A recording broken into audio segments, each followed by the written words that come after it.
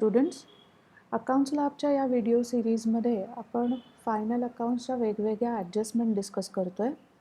आज आपण bad dates आणि RDD याची ॲडजस्टमेंट बघणार आहोत.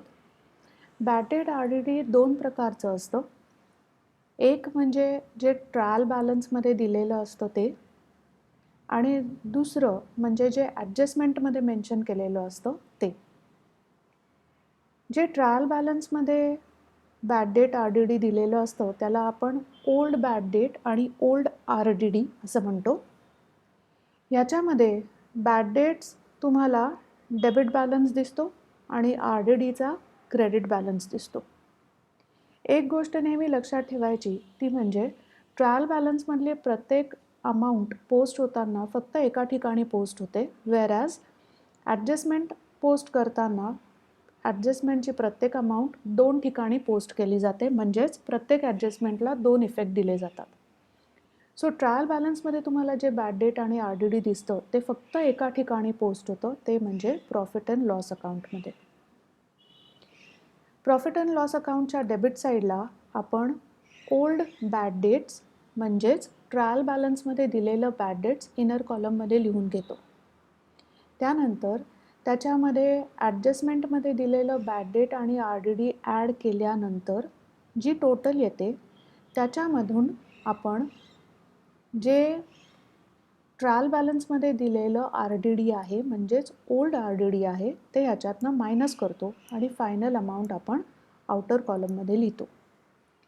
आता हे करताना नेहमी लक्षात ठेवायचं की समजा ओल्ड RDDची अमाऊंट ही या टोटलपेक्षाही जास्त असेल तर ओल्ड RDD आपण ह्याच्यातनं मायनस न करता आपण प्रॉफिट अँड लॉस अकाउंटच्या क्रेडिट साईडला दाखवायचं आहे. परत एकदा रिपीट करते. बॅलन्स शीट आणि RDD जेव्हा ट्रायल बॅलन्समध्ये दिलेलं असतं तेव्हा आपण त्याला ओल्ड बॅड डेट आणि ओल्ड RDD असं म्हणतो. या दोन्हीला फक्त एकच इफेक्ट असतो, तो म्हणजे प्रॉफिट अँड लॉस अकाउंटच्या डेबिट साईडला. डेबिट साईडला तुम्ही बॅड डेट्स लिहायचं आहे इनर कॉलममध्ये. त्याच्यामध्ये ॲडजस्टमेंटमधला बॅड डेट आणि RDD ॲड होतं हे आपण नंतर बघणारच आहोत.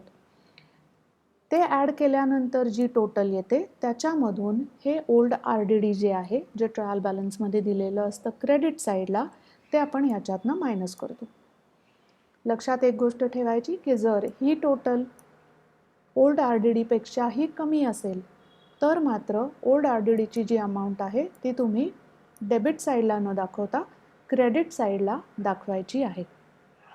आता आपण ॲडजस्टमेंटचे इफेक्ट बघूया. Write off bad dates ₹5,000 and provide RDD at 5% on debtors.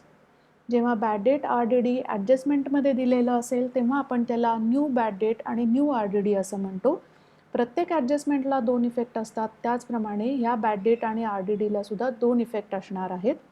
पहिला इफेक्ट असणार आहे तो म्हणजे less from debtors. So balance sheet asset साईडला डेटर्सची जी अमाऊंट आहे ती तुम्ही पहिले इनर कॉलमला लिहायची आहे आणि ह्या अमाऊंटमधून आता तुम्हाला न्यू बॅड डेट्स आणि न्यू RDD मायनस करायचं आहे. ह्यातही एक गोष्ट अशी लक्षात ठेवायची की जेव्हा न्यू बॅड डेट्स आणि न्यू RDD दिलेलं असेल तेव्हा नेहमी डेटर्समधून पहिल्यांदा बॅड डेट्सच मायनस होतात. हे मायनस केल्यानंतर जी अमाऊंट तुम्हाला मिळते त्याच्यावर दिलेलं पर्सेंटेज तुम्हाला कॅल्क्युलेट करायचं असतं. सो या केसमध्ये डेटर्स आहेत 4,50,000, बॅड डेट्स ॲडजस्टमेंटमध्ये दिलेले म्हणजेच न्यू बॅड डेट्स आहेत 5,000. हे मायनस केल्यानंतर तुम्हाला एक सबटोटल मिळते विच इज 4,45,000.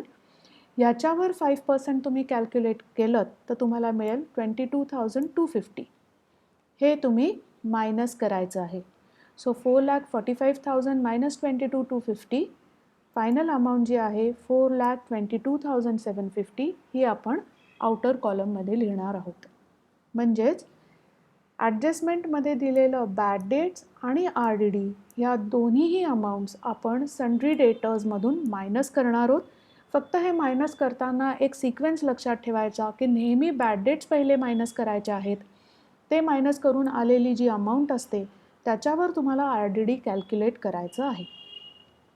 आता हा पहिला इफेक्ट झाला जिथे आपण बॅड डेट्स आणि RDDच्या अमाऊंट्स या डेटर्समधून मायनस केलेले आहेत. याचा दुसरा इफेक्ट आपण देणार आहोत प्रॉफिट अँड लॉस अकाउंटच्या डेबिट साईडला. आपण ओल्ड बॅड डेट्स जे आहेत, जे ट्रायल बॅलन्समधून आपण घेतलेत ते इनर कॉलममध्ये लिहिलेले असतात.